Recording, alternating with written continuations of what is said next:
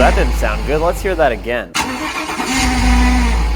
The noise you just heard is a failing starter, but the engine just started, so how can it be bad?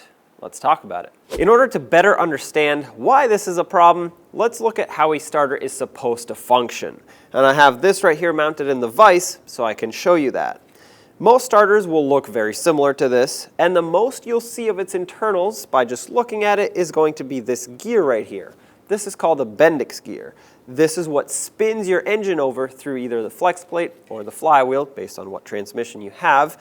And when you turn the key to the start position, or you push the button for a push to start, this is what happens. That gear shoots out, starts spinning, turns the engine over, and then it's supposed to retract when it's done, or when you let go of the key. That's the keyword here. It's supposed to, and that is not what is happening in our situation. It is staying engaged with that flywheel or flex plate.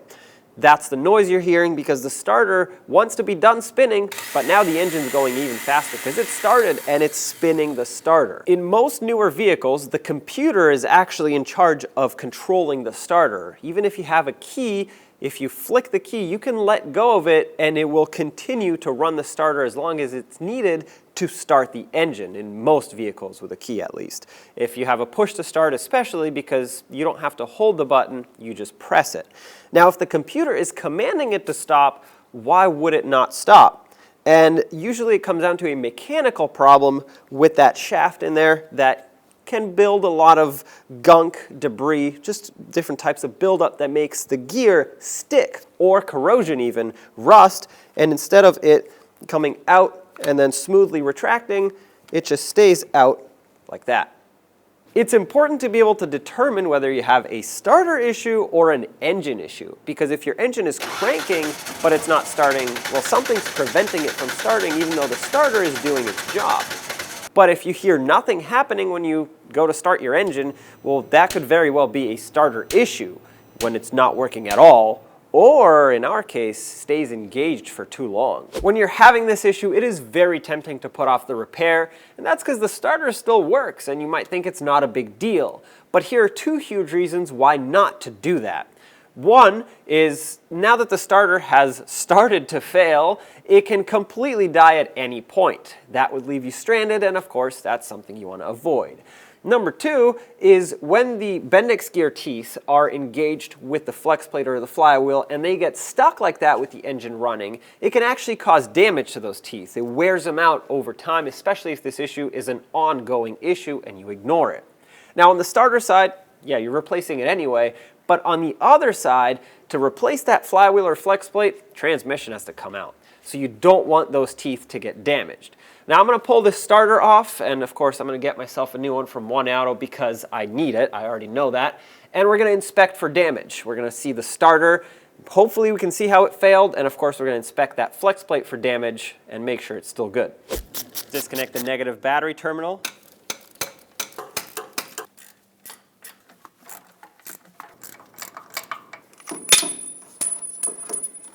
Here's the old starter that just came out of the truck, and I have it mounted in the vise, just like the other starter that we saw at the beginning, which, by the way, was not from this truck. That was just an example I had. I wanted to see if I could visually see any damage, which I actually don't, at least not on this shaft here that the Bendix gear goes out on. If I try to pull on it, it seems like it's fairly smooth, although I do see something interesting. As soon as I pull it out, there's some fresh metal marks here, almost like it was hitting up against something internally. Now, could that be the issue? Sure, it could be, or it could be part of the issue.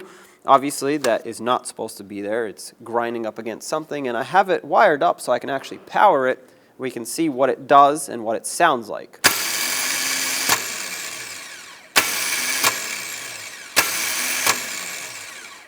Well, it seems to function okay, but this is not under load. So that doesn't mean that when it's under load with the engine, it still works the same. It also doesn't sound very happy. The electric motor itself just doesn't sound very smooth. And if you look at the teeth here, this is the side that engages with the flywheel or the flex plate because this is an automatic. And you can see that it has wear marks all the way to the back here. On the bottom where you see the other side of the teeth, this is where the flex plate hits it when it spins faster. So this would be from the starter staying engaged past the point of the engine starting, and now it's pushing this forward basically. So between the marks that I see on the gear, but especially these right here, I'm saying this starter is at the end of its life. It should not be in this truck anymore. So let's get the new one on.